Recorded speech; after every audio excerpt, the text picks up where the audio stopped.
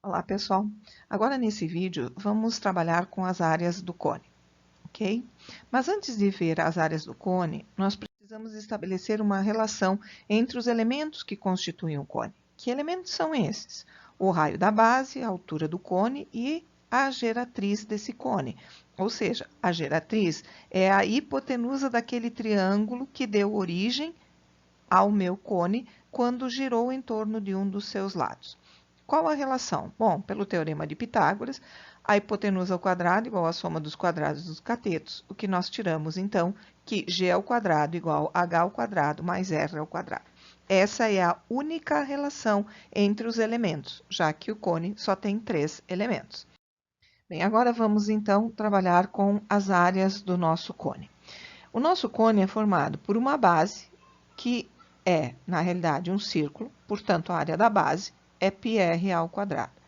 E a sua superfície lateral, ela corresponde à área de um setor circular, que no vídeo anterior nós vimos que se calcula fazendo π vezes r vezes g.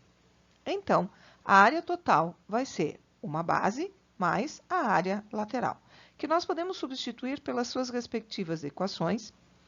Vamos ter πr ao quadrado mais π vezes r vezes g. Nós vemos que essa equação tem 2 elementos em comum, é o π e o r. Então, vamos fatorá-lo.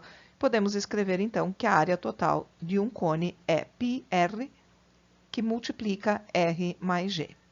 Vamos agora trabalhar com um exemplo. Determine a área total de um cone que possui 18 centímetros de diâmetro da base e 12 centímetros de altura. Bem, como ele tem 18 centímetros de diâmetro e o diâmetro é o dobro do raio da base, nós vamos tirar que o nosso raio vale 9 centímetros e a sua altura, 12 centímetros. Para calcularmos sua área total, nós precisamos da equação π vezes r, que multiplica r mais g. Bom, o raio nós temos, mas a geratriz nós não temos. É para isso que serve aquela relação que vimos anteriormente. Nós vamos usar a relação entre os 3 elementos, que diz que g ao quadrado igual a h ao quadrado mais r ao quadrado. Aplicando respectivamente os valores de g, de h e r, vamos encontrar o valor de g.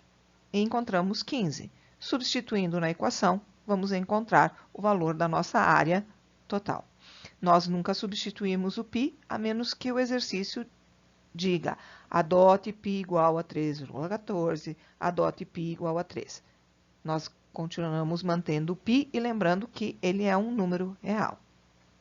Bem, falemos agora sobre a secção meridiana do cone.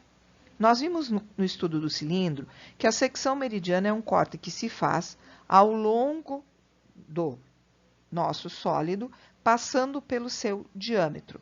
E este corte ele tem que ser perpendicular à nossa base. Então, vejamos como ficaria essa figura.